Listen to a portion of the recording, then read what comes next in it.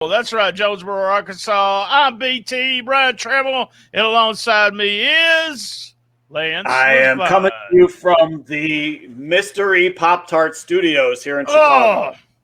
If you didn't see my posts on this, I will reveal the mystery. It's fucking onion is the flavor. They are trying to do like an onion ring flavored Pop-Tart, which makes no sense to me. Really just crazy. Horrible, just horrible. I was and that talking is a to the shoot. wife about that. It's a shoot. Yes. Yeah, you actually, it was funny. You were texting me. Man, we went off the rails real quick on this one, didn't we? You was what we do. You were texting me and you said, I looked at the ingredients. I was cracking up. I was like, you was like, oh, it tasted like onion. Oh, fuck, it is onion. So yeah. Ingredient label includes the words onion and garlic, and I'm like, okay, so I'm not crazy. And there's people guessing that are saying cheese.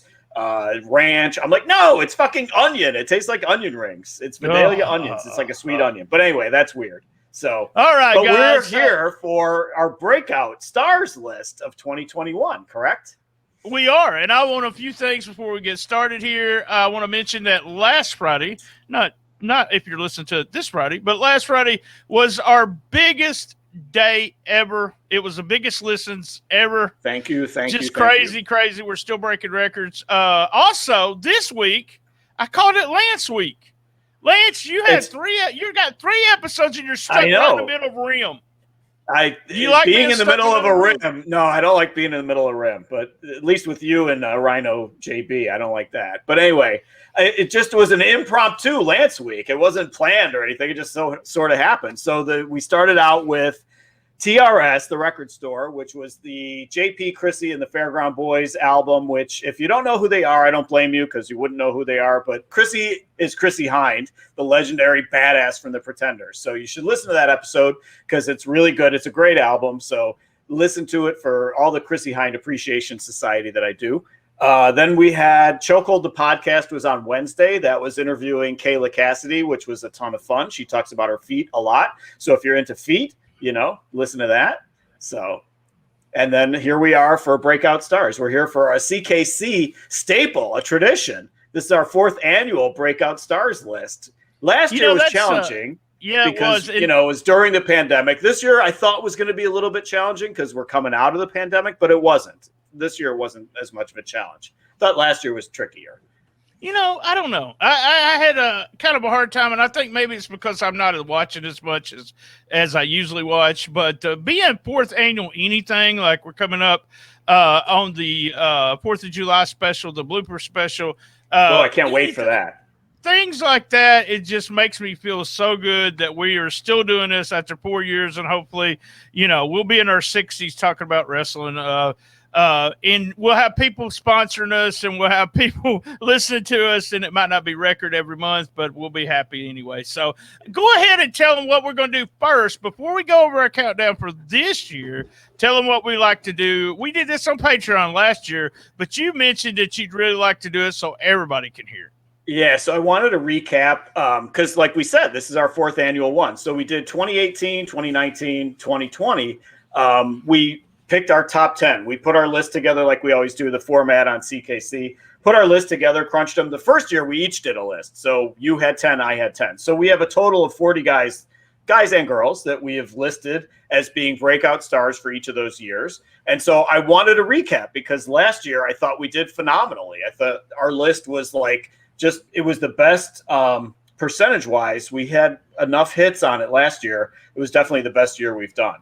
So do you want to go back to 2018, knock that one out first? Yeah. Go all the way back. So we're going to recap them really quickly. And I know what you said you want to do is if we both agree, the guy gets 2 points. If only one of us says, yes, he broke through, it's 1 point. And then if we both agree, no, he didn't break through, then it's 0 points. So and we got a total of, it could be 80 points. So then we're going to give ourselves a grade by the percentage. Last year we didn't do very good, but all together, how good have we done in the 3 years? So, okay, so we'll start with your list because like we said, we did separate lists in 2018. So we're going to start with your list for we called it the Mojo Rawley Invitational in 2018, which is pretty funny. That was a rib at Tom Robinson. So your first one was Your first one was Punishment Martinez, which I'm going to give you a point on that because Me it took too. a while, Yeah, but he got WrestleMania. there. Yep, So, yep, he got there. It took a while, but he got there. Your next one was Flash Morgan Webster. I say no. Who the hell's that? Who's that? Yeah, exactly. Yeah. Your next one was Flip Gordon. I kept wanting to say Flip Morgan. Man, talk about somebody just gone, man. Just vanished again. Dante Fox. Dante Fox, who was where's he at? Hot for half an hour in Lucha Underground, and that was it. So I can't give you that one either. Here's your next. Your next one is Lars Sullivan. Oh yeah, big star. Okay, so your next one after that was Kitamura. Oh man, he was there. He was a lot of dead air. Star, and he got hurt. So, yeah. All right, then we finally get hot. Hangman Page. So obviously that's a yes. Aleister Black. I struggled with this one.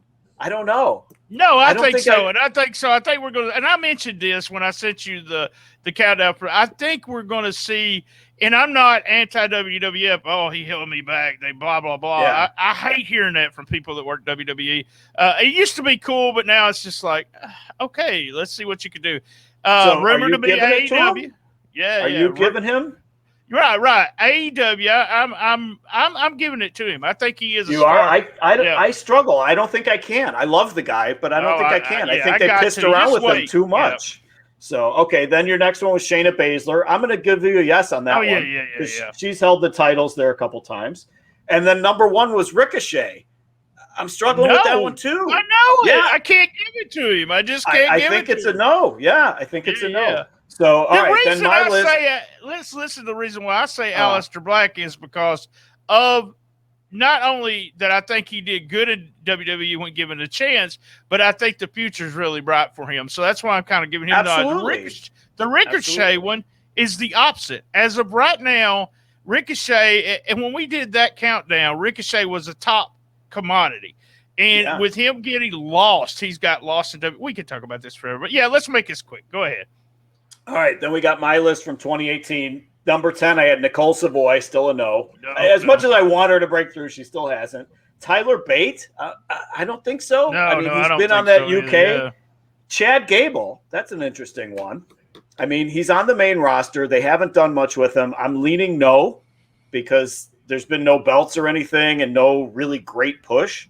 So I like what he's doing now, but it's hard to be for me to say he's a breakout star, that he's a star that would make the roster kind of thing. Yeah. Big roster. So is he a yes from you or no? No, it'd be a no. Yeah. No. Okay. EC3. I'm going to say probably no. Yeah. And then the shuffle. I break through with Hiromu. I have Hiromu. So that's a yes. Rosemary. I say that's a yes. You know what? I'm going to say right now there's no interest in her, but I don't watch Impact as much as you do. So I'm going to say no. I love her, but I'm going to say no. I'm giving her the yes because she's the top of the line at Impact. So I'm still going to give her a yes. Dalton Castle, that's a no. He hasn't really done much of anything. Jason Jordan, again, the injury thing. So he's out. Candice LeRae, that's a yes for me. Oh, yes, sure. big time. Candice LeRae is a tag champion in NXT right now. So I say that's a yes. And my number one pick that year was Rusev. So I'm going to lean yes because I'm going to lean yes too because you don't like him in AEW, but I love him in AEW. So I'm for sure going to I think he's a star, y'all. I really do. So, all right, then we get 2019. Number 10 was Scarlett Bordeaux. This is where we combined our list. Scarlett Bordeaux, I'll say because she's seconding Cross. Number 9 was Walter. I say yes there. Yeah. Walter's had that title forever. Let's see. Then we got Kylie Ray at number 8. Tricky. Man. I want to say yes because every time she shows up, they talk about how big of a pop and how big of this, but it's just she's holding herself back. So I'm going to go yes with her only because she's the champion and warrior, and every time she comes back, she makes a big dent again. So, I think she's a big star. I think she is. Yeah. Number 7 was Jay White. I say that's a definite yes. Oh, yes. Number 6 was Mustafa Ali. That's a tricky one, too. That's a tricky one, too, but it's the idea that I think they've tried a couple times. Yeah. You say yeah? Yeah, I think he would be lost. I don't think that his loss would hurt the WWE, but I do think that people know who he is, depending upon they didn't know who he was 3 years ago kind of thing. Yeah. Okay, I'll give him the yes too. I think they tried. So they tried with Retribution, and it just didn't. They pushed it all wrong. Number 5 was Bandito. I say no. He hasn't really made a name for himself. He's I mean, that's ROH. probably. Yeah, I don't watch ROH. That's a COVID thing as much as anything else, Yeah. probably. Number 4 was Killer Cross. That's a definite yes. Number 3, Anthony Henry. He just got there. We got to give it to him. We got to give it to him because he got made there. it. He made it. Yeah. Okay. Number 2 was MJF. I mean, come on, obviously. And number 1 that year was Juice Robinson. I say yes for Juice Robinson because he's got a big push with New Japan, and he's had the title, the tag titles in Impact as well. Oh yeah. So I consider it. Okay. Now we are to last year. Number 10 was Jacob Fatu. I'm going to say because he's held that MLW title. Yep. Number 9 was Shida. Definite yes there. Yes, very much. Held that title for a year. Number 8 was Britt Baker. Jesus, we did so well last year. Britt Baker was 8. Number 7 was Otis. No, I can't. If we can't give it to Gable, we can't give it to Otis. I don't think I can give it to Otis. They tried, but it just they gave up on him too quickly. Now they're trying the rebranding, and it hasn't taken off yet. Number 6, Sammy Guevara. Definite yes. Number 5, the Revival. At the time, the Revival. So FTR. So definite yes there. Number 4, Scorpio Sky. I think so. Oh yeah. I think he's win. I know y'all joked around a little bit about the list last year, but I think he's went to a different. I mean, he just had a match with Sting. So in this thing with on the pay-per-view, he was on the pay-per-view with Sting. So I'll give you that. Number 3, Keith Lee. Oh no, a big no, because he's gone. He's absolutely gone. Gone forever. I think it's an asterisk on that one because he just hasn't been around enough. You know, I he think was the either same sick thing or with COVID him, or whatever. Right, him and Aleister Black to me are the two. When I say the potential of those two guys, and you said this, he's got the Clark Gable looks. Is what you said about Keith Lee, which is true. Yeah. He's just a handsome guy, and ability of a big guy like him. One of these days. So much charisma there. So much charisma. Yeah. So I hope he is healthy because when he comes back, he's going to be huge. Number 2 was Jungle Boy, which of course that was a yes. And number 1 was Darby Allin. So I'm telling you, we did. Yeah, we did really good last year. Yeah. We had our only misses were like Keith Lee, but I think like we said, there's an asterisk on that, and Otis. That was it on our whole list last year. All of our other people broke through. So let's see. We got 10, 20, 30, 40, 45, 48 out of 80. So it's still not going to be a good score. So 48 out of 80 is a 60%. So still a D. We're D. Still a D. Even with last year, as great as it was, it's still a D. I don't get it. So all right, we're done. Hey guys, y'all. Hey, thanks for joining us for Breakout Stars. We might as well say fuck it, but hey, we hit it. We watch a lot of wrestling, and not as much. I don't watch as much this year as maybe because I got real tired of no crowds. I really did. I could not get into anything. I got real tired of New Japan in the sense that there was the same people over and over. Not their fault, but so now with the crowds coming back, I really feel like I'll be back in. I was right there with NXT this past weekend.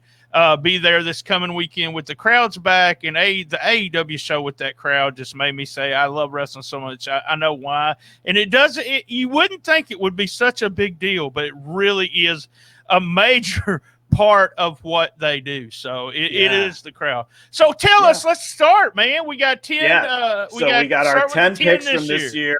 We'll have our honorables that didn't make the list that'll be on the Patreon afterwards. But one point I want to make before we even get to number 10. All right. Four of our top four, or I'm sorry, 3 of our top 4 are women. So I think it's really interesting.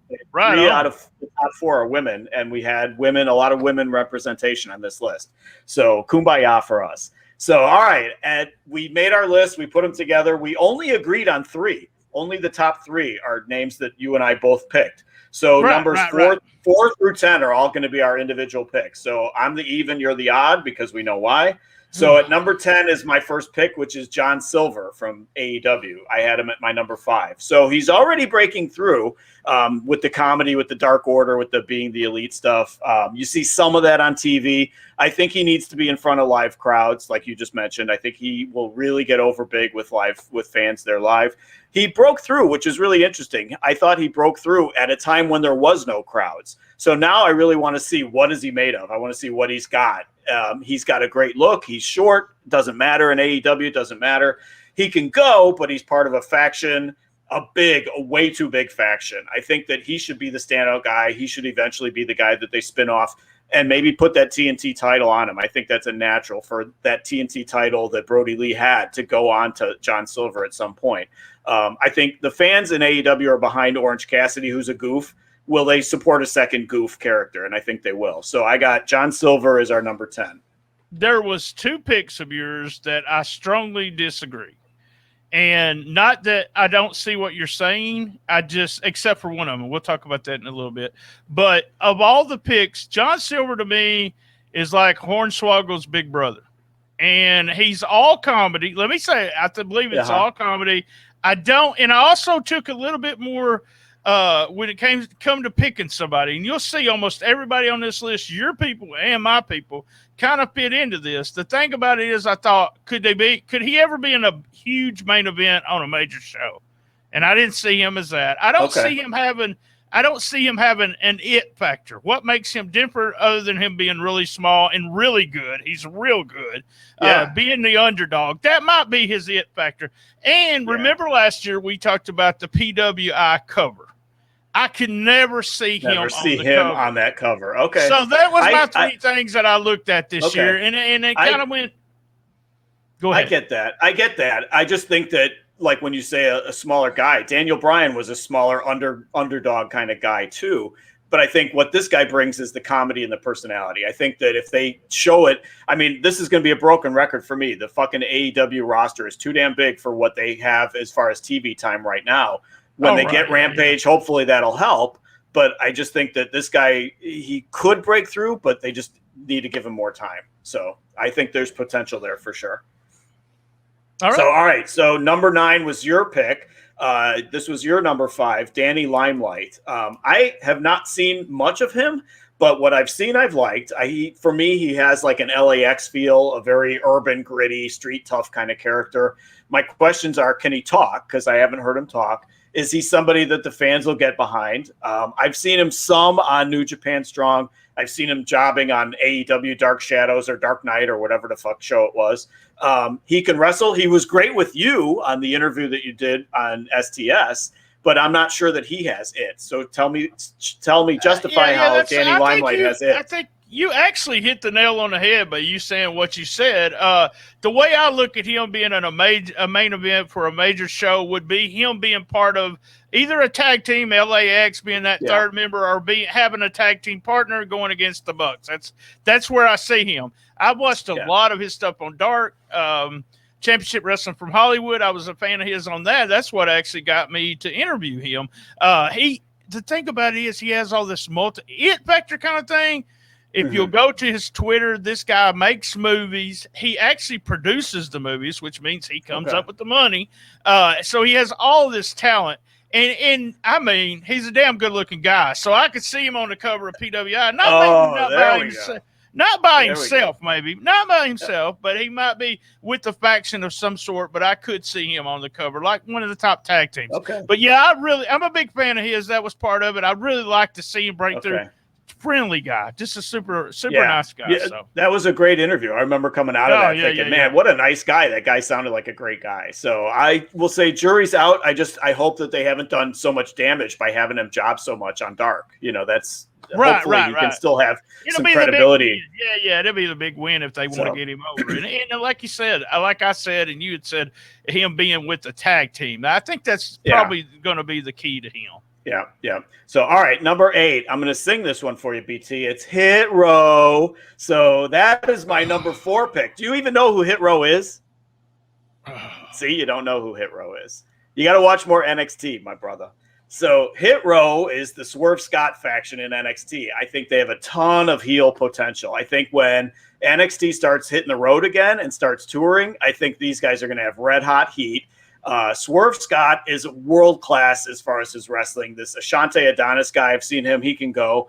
Top Dollar is a concern because he's the teddy bear on that WWE We're Looking for Our Lost Shit show or whatever it's called on AEW. He's such a nice guy on there. He comes across as a sweetheart, but can he be a killer monster big dude in Hit Row? And then they've got BFAB Brandy as the eye candy. So they got one fantastic wrestler, a very good wrestler. They got her to get the guys to pay attention because she's cute. And then hopefully Dalla can be developed into a decent big man. So my concern is that I know you didn't see this, and I know hardly anybody ever talked about this, but Swerve Scott, for like one episode of NXT last year, started to do the groundwork of like a racial character, like a pissed off black character.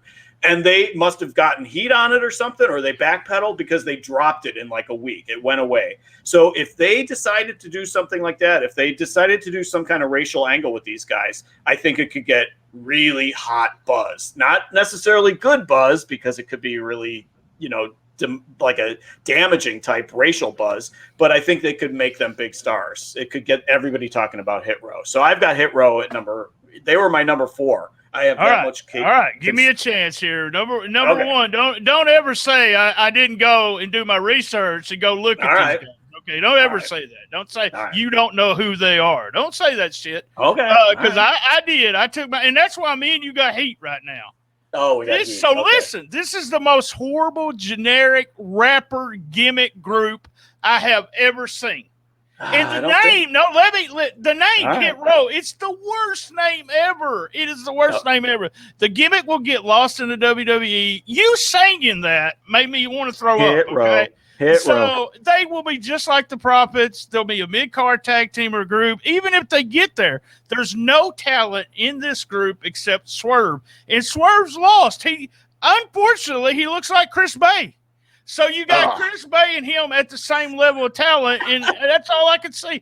I hate this. I hate these people, and I don't even know how you like the group since you hate rap so much. Because they're heels. Because they're heels. I hate rap, and they're heels, so it works. Horrible, absolutely. I think that Adonis kid can go. Anything in them. Because Swerve is so good. So I want to believe that they can do something with this group because Adonis is good too. And I think the other two could play their roles. So I think that it could potentially get over big. I think, again, once they're in front of live fans, I think they're going to get really Big Zero next year when we're doing this. Big Zero. Okay. Big Zero. All right. Speaking of Big Zeros, at number 7 is your 4th pick, which is Dominic Mysterio. So I say, yes, a lot of potential. He picked up the in-ring quickly. Obviously, he's got great instincts. He should have great instincts. He's been around the business his whole damn life. So he's a likable kid. But my holdups with Dominic Mysterio is that he's so plain looking. He's so generic looking to me. And unfortunately, fortunately or unfortunately, he got the athletic genes from his dad, but unfortunately, he got the charisma genes from his mom because I love his mom. I don't think he can't talk. I've heard him talk, and I don't think he can talk very much. And I think the problem is he's always going to be compared to his dad. That comparison's always going to be there, and he's always going to fall short to be compared to Rey Mysterio. So they tried turning him heel. They started to turn him heel. They bailed on that concept. I think the potential's there, but for me, this kid needs to develop a lot more of his outside the ring stuff because his inside the ring is developing quickly and it's good. But outside the ring, he doesn't bring much for me.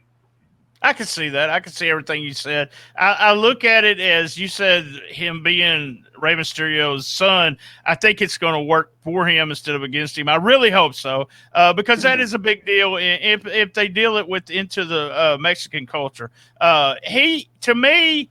I mean, he's already kind of made it because they gave him the belts, but you're right about that. Is the sense that there is some things missing, and one of them is that idea of can he do us a promo that we feel good about, that we want to pay money to see, and the reason why is he's like a lot of the AEW talent that is kind of green. I mean, there's still greenness around him, and what I think is if he ever gets that away and gets to the part to where there's no greenness, he's going to be a superstar. The it factor, I actually sometimes love what he wears, and then I kind of hate everything. But I think the it part of it is he's Rey Mysterio's son. Is what I keep saying.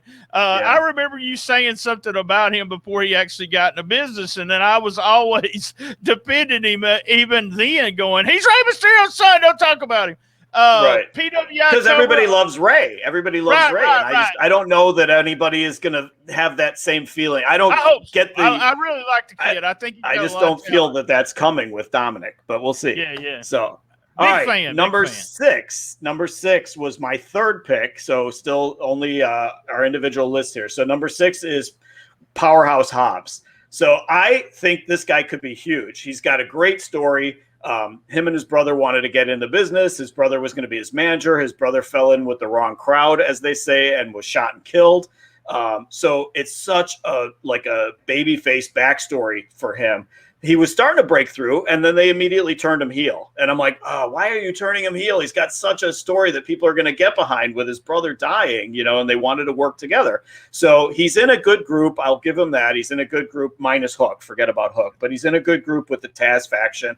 I think let him learn how to talk. I really haven't seen him talk very much. Let him improve, and then spin him off as a face. I know they're about to do that with Brian Cage from the looks of it, but I think that if they wait and do it down the line, it could be huge with Hobbs too. So I think with his built-in story, I think he's on course to be a very big deal. He just needs more TV time. Again, kind of a victim of the size of the roster. So I think Hobbs has a ton of potential at number 6. You know what that bothered me the most about this pick is that I didn't even think about him. It's like all these AEW people, and I didn't even think about Hobbs. And then when you put him on the list, I'm a huge fan of this guy. He reminds me, they keep talking about Butch Reed, but he reminds me of the Butch Reed, Ron Simmons kind of. Yeah. And the thing about Taz is if he has been working out with Taz, which it looks like he has, everything's like, if you go back to watching Hobbs when he was on Dark, and then go watch some of his recent stuff, he's still a little green, a little rough around the edges, but man, he has improved so much. I think he's a star. I think could he be, and does he have the it factor? Yeah. Can he be in a main event? Yeah. I think he does. Can he be on the cover? What they do with him is now that he's a heel, I mean, they do the Rock thing with him where he gets booed, he gets the big heat, and he's a heel, and then they turn him face, and he gets over even bigger, I guess. Like I said, he's black that he could do the Rock thing? Is it because I'm just saying that's the prototype of the Rock thing when they bring him in and make him a heel, and then the fans turn him face. The fans made him a heel, made Rock the heel, not only them, but the fans never would have made Hobbs a heel because of, like I said, that backstory is just made for him to be a big baby face. Just awesome. Yeah. Great story. Great real story. That's what I like about it. Exactly. And we could see him, on PWI cover, like I just said, all slicked up and all old up and black and all right. All right, guys, we're going to commercial, and as always, the only way to watch the full episode. All right, back for commercial. Real quick, thank you to our sponsors. Remember, all live feeds. The one you're watching right now is sponsored by Manscaped.com. Promo code STSPOD, and you get 20% off and free shipping. A couple of shout-outs I want to shout out Rhino, my partner with RIM, rolling into Memphis. He is actually, he got a lot of Twitter action. Yeah, there you go. He got a lot of Twitter action yesterday.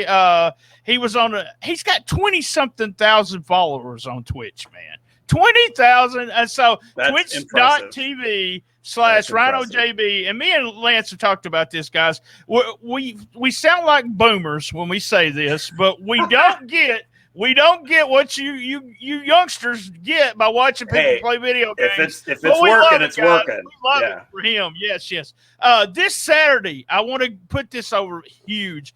Dave Brown will be doing commentary. Remember, I grew up watching Dave Brown and Lance Russell right there on Memphis Wrestling. He'll be doing commentary with our buddy Dustin Starr. It's going to be awesome. And they have their first big show, Championship Wrestling from Memphis. I think Dustin's getting back in the ring. I don't actually know the card, but it's this Saturday night at the Wrestle Center. So there you go. And wait. And another shout out, man, Lance, I don't know how many text messages, how many PMs, everything. This was crazy. DMs, BMs. Everything. They said they would say, Jeff Jarrett mentioned you on his show like that. I mean, everybody was saying that. I want to thank Jeff and Conrad for not editing my name out. And thanks to Jarrett for the mention. The thing about it is I answered them all like this, Lance. I was like, you didn't know I was a big deal? Yeah, come on, guys. You knew it was a big oh, you deal. Didn't know? Yeah, oh, you didn't know. And Austin Lane actually sent me a message that said, I knew you was something, but, you know, he had to give me help. We all know you're something. That's for damn sure. So you got any shout-outs? Yeah, I'm shouting out. You mentioned this Saturday at the Pro Shingle Center or whatever it's called. I have this Saturday is the Freelance Underground show is this Saturday, which you will be able, since it is sold out, you will be able to watch it on independentwrestling.tv. For the low price of, I don't know, it's probably free if you're a subscriber to that. So watch that. It'll be a fun show. Kayla Cassidy that we interviewed on Wednesday will be there, along with GPA, who is always an entertaining act to see. But a lot of good young talent coming up, and it's always they always have an energetic crowd at Freelance Underground, so it should be a great show. So that's we do this Saturday at 7 Central. We do Freelance in February, and me and you talked about the big plans. We always got some big news coming, like Dustin says. I'm going to try my best to be in Chicago in February for Freelance with Lance in February. There we go. So that should be fun. That'll be fun. All right, so back to our list. So at number 5, we're still doing the split list here. So number 5 is your next pick, which is your third pick. So this is really high. It is the Von Erich boys, Ross and Marshall. So I didn't think of them, like you said about Hobbs. I didn't think of them. I didn't even consider these guys. I don't see them as the total package. I've seen them in MLW, but the charisma, like Dominic, for me, the charisma just doesn't compare. Oh, wow. It's that whole comparison thing. It's the fact that Kerry and Kevin came before them, and the natural comparison always is going to be to Kerry and Kevin. So they're okay in the ring. The talking is okay. They're okay looking. But I look back on Kerry Von Erich, where girls were like fainting at ringside because Kerry Von Erich was such a handsome dude, and those guys could go in the ring. So it's a nice story with Ross and Marshall. I wish them the best, but I think, like, you know, I've said this about Brian Pillman Jr. I'm not sure that they aren't more than a name. Oh, Brian Pillman Jr. They need to show me more. Yeah. They need to show me more. I understand just like what you're Pillman saying needs to show me more. So. Yeah. I could just see these, and it may be part of me just being such a fan of the Von Erichs. I was a huge fan of them. I want to tell you something, Lance. If you'll go back and watch the Von Erichs, I'm going to say something that's probably going to piss off a bunch of people. But if you go back and watch the Von Erichs, Kevin, especially Kerry and Kevin, and then you judge these kids, oh, God, I'm saying it. These guys are better than their daddies. Yeah. They may not be as popular. The charisma might not be there, but the in-ring, and that's what I say with the in-ring, if you start with that, plus being the Von Erich and the whole, if you get the whole WWE machine behind these guys, or AEW, just putting them, you know, as over, you'd have to put them over, though. You'd have to constantly push them over and push them in the main event to get the main event. I think Court Bauer's doing a fantastic job with them, but with the MLW, you know, Fatu is one of them. You just don't get the audience you would get with an AEW or a WWE. The it factor, I actually think they do. I think they're two damn good-looking guys, and I'd push them to the moon, and I would put them on the cover with their daddy. So that's what I would do. To the moon! That's right, baby, to the moon! So you could be right in the sense that MLW is going to have the Vice show starting real soon. So they will have some exposure. You know, they'll have more exposure by being on Vice as opposed to, you know, it's not going to be as good as being on TNT or on, you know, USA, like you said, but they have a shot. They do have a shot. So we'll see. And to your point about the original Von Erichs and their work, so much of that was obviously the Freebirds and the people they worked with. You know, it seemed like they always worked with great people. And it made them look that much better. I just remember when I was that age watching those guys in the ring, I thought they were fantastic. You got to think, here's something you got to remember, too. I want to put you, because. And like you said earlier, the crowds, too. Made it seem that much better.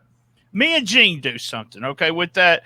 Was it really that good kind of thing? And very seldom is it really as good as we remember. Part of it is your intelligence about the business has grown. It grows every year. So when you go back and watch those matches, and if you talk to the guys that work those guys, they love working those guys, but they were real stiff. And they really wouldn't listen, but they liked working them because there was such a good crowd, crowd reaction, and you had the crowd into it. So if you was going to work about Eric, hell yeah, I'd do it, kind of thing. For sure. All right, your fourth pick. All right, number 4 is my top pick. This was my number 1 pick, and you did not have her on your list. So my number 1 pick is Zoe Stark. I first had seen her as Lacey Ryan. She was Lacey Ryan on Impact, and I saw potential. I saw her on the Indies. I saw 2 years I've been watching this girl. She's gotten better and better, and now in my book, she's the polished. She's ready to go. She's the finished product. She's got a good look. She can definitely go. I think she's cut from that cloth of the NXT women's roster that, they have such a big women's roster that can go for years now. She can talk. I mean, she's not, she's no MJF on the mic, but she can definitely talk, and she has a unique charisma about her. I say keep the belt on Raquel Gonzalez for now. Build Zoe, keep having her in little feuds and keep building her up and let her be the giant slayer. And I think that is what ends up making Zoe Stark. I just see huge things for this girl. I think she's got, like I said, there's just something unique about her. She's not cookie cutter. She's not a carbon copy of anybody else that's already there or has made it. I just think this girl, the sky's the limit for this girl. So I had her at number 1, but she's at number 4 because you didn't have her on the list. Yeah, I couldn't see her at number 1, but I want to tell you, there is something. It's one of those things where you pretty much said it. You look at her and you talk about the it factor. She's a professional wrestler. If you go back and even watch, she's got some stuff on Championship Wrestling from Hollywood. Yeah. She does a 5-match series with Heather Monroe. And really good matches, just really good. Like I said, we seen her on Impact. We was like, man, she's got something. She's got something. Yeah. But the stuff she's done in NXT so far, it's you want to watch her. So that's one of those things where I think about, could she main event? Hell yes, she could main event. Could she be on the cover? Yeah. If she wins the belt, hell, she'll be on the cover. She's already got the it factor. And something else, I love her music. Oh, I love her music. When she comes out, it's just really good. This is a girl that next year when we look at this list, if they have not either made her champion in NXT or moved her to feuding with Bailey and people like that, then they're losing out on her. She has that fan appeal. So you're saying all this good stuff. Why wasn't she on your list? Overlooked? Fell right between because you guys like Pirate. There's so many people out there, and me being, as you see, most of my picks came from AEW. I mean, because that's what I watch the most of. So right. So all right. So now we're at their top 3, which are the 3 that we agreed on. So that's why these are at the top. So at number 3 we have Red Velvet. You had her at 7. I had her at 6. So both pretty comparable on that. This is where we both start to see the potential in these 3 people. I see a ton of raw material with Red Velvet. She can definitely go. She needs polish. She can definitely be reckless in the ring. How many times have we seen matches where I think her problem is she gets so much adrenaline going and she's just so balls to the wall that I've seen her fall on her head so many times in her neck that it's amazing that she gets back up because she needs to rein it in a little bit. But like I said, she can go. She's got good charisma. She can talk. Some of the stuff that she did with Jade, I thought was so hot and so good. So good interplay between her and Jade. I could see her turning. I'm not recommending a turn, but I could see her turning on Brandy way down the line when Brandy comes back. Not recommending a turn, but I think that could be a good angle for them. But I think she's a perfect babyface right now. I'd leave it alone. Give her some more singles time. Again, broken record. Give her some more singles time on Dynamite. And let Red Velvet take off because I think she's got big star potential. When I first saw her, I hated the name, and then she did that stupid shit. And then by the time she got to the Jade match, when she did stuff like that, I popped. I was like, "Oh yeah, boom, boom!" And go back and watch the Jade match, guys. Well, I think we're going to mention Jade here in a few minutes, but you never know. That's one of the reasons I put Red Velvet on the list is she had such a good match with a person that's had one match. You know what I'm saying? So she was really I think you mentioned this in when we were texting back and forth. You said that she has that Sasha Banks. I can't even say it. Sasha Banks. Yeah, kind of that look, that the movement. We're getting in a hurry too much. And then with Banks slowing down with everything, now she's so much better in the ring. And I think that's what's going. I thought she killed herself a couple weeks back on Dynamite. That dive out of the ring, and she landed on the neck and on the back of her head. She got right back up. She got right back up. I'm like, how the fuck? How did she not die? How did she not get paralyzed? So I think, like you said, she needs to slow it down because she's got so much like athleticism to her, and she just gets so amped in the ring. But I see huge things for this girl. I think they need to start giving her some wins on Dynamite to start getting her over. So I agree. All right. I agree. I like her. Number 2 is a really interesting pick because he was your number 1 choice, but he was my number 10. So I had him way down on my list. He's on my list, but I had him low. It's Anthony going to a go-go at number 2. So he's got the look. He definitely has the athletic credentials as a former Olympic boxer. He plays a really good asshole heel already. He can talk. They need to protect him. They need to make a big deal out of the whole thing with the punch. They need to keep that protected. I have him at 10 because of the Cody loss. Honestly, that was so ill-advised, and that just kind of took away from him for me because I would have preferred like a Goldberg-ish kind of streak where he just continues beating the shit out of people and getting that punch over, and then eventually gets to Cody and maybe even beats him at that point as well. But what did they do? They have him in his third match or something, and lose to Cody. And I'm like, oh, that just took away from it. But again, like to the things I'm sure you're going to mention, he's got so much going for him that he's at number 2 on our list. He has so much in potential. That was a stupid finish, and I agree with you 100%, but I'm also of the belief that, except for Dolph Ziggler, you can get somebody over after a bunch of losses, blah, blah, blah, and here's a guy very much into, third or fourth match, what it was, an athlete, which not always translates. You sometimes see that where it doesn't translate, and I told you this and never said it on the show, but he really reminds me of Brock and Randy during the OVW days where they were so raw, but had that, you could tell they're going to be so good. And that's where I see him. I see him more the Brock in the sense that he's a big guy, and I don't think he'll ever be as smooth as, say, Randy Orton or Cody Rhodes or anybody like that. So it's more of a Brock. But I see, if you go back and watch them in their first matches, you'll see him there as in, like, he's green, but, man, he's going to be good. The punch is a gimmick that's hard to follow in the sense that, one of these days he's going to punch somebody and it doesn't work. What are they going to go from there? That's the only thing with that. I would have liked the Goldberg thing too. That would have been awesome with him. I think he's going to be a superstar. Yeah, I mean, beating up the jobbers and having them bleed from the mouth. I thought that was a good touch. That was really good. Like the gun kid that was bleeding from the mouth when he punched him. Right. Some of that stuff was so well done, and it was all just to set up Cody to get to win. I'm like, oh, you could have used anybody else in that spot, So, but we both see big things for this guy in the future. So, all right, that brings us to number 1. You kind of teased it earlier. So we each had her at number 2. We both had her really high on our list. So it's Jade Cargill at number 2, or at number 1 rather.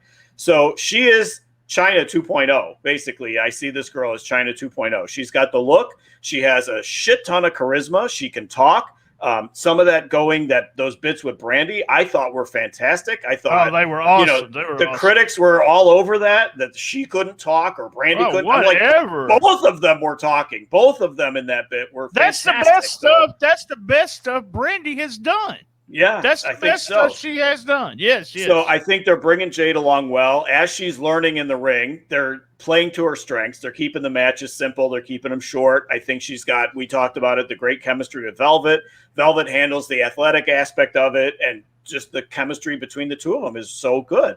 I could see them starting to do some intergender stuff with her. Maybe beating up some guys would help get her over as well. But I just see so much potential in Jade. The Shaq match had no business being as good as it was. No, you know, no Shaq business and whatsoever. her against Cody and Velvet was a great match, and it had no business being great. Seeing as Shaq has never wrestled, and she had maybe one match in her at that point. But I think Jade Cargill, the sky is the limit for Jade Cargill. It'll be interesting to see what they do with her with this Mark Sterling guy talking for her. She could be learning even better talking skills from working with him too. I think you said something is this generation's China. Yeah. I really can see her being a huge baby face when the turn is there, and that manager's being put in that position to where he will eventually say someone's better than her or something like that. And that would be the reason why to put him there. She's going to be huge, but she could be part of the thing about it is I kind of love China in that group. I wish but there's so many groups in AEW. I think they were smart to put her by herself with one guy and boom, boom, boom. But she's going to be a huge star. Just a huge talent, an athlete, learn really quick, good match with, like you said, that match shouldn't have been. Almost every one of her matches have been entertaining. She does things that a big, tall, lanky person shouldn't be able to do. To give her 3 years, and she'll be top woman in the business. So. But the big difference with putting her in the group, or with China in the group, rather, China couldn't talk. As far as I'm concerned, I didn't think China was much of a talker. So she was in that group. It was a good setting because you had the other guys who could do all the talking. So, but this girl can talk. This girl has a great mic skills for somebody who's just getting in. So, again, I think sky's the limit with Jade. I just think they're bringing her along perfectly too. I think they're doing a great job with her. So. All right, guys, y'all know we're ending it right here. If you're a Patreon member, only $3, Lance. It's only $3.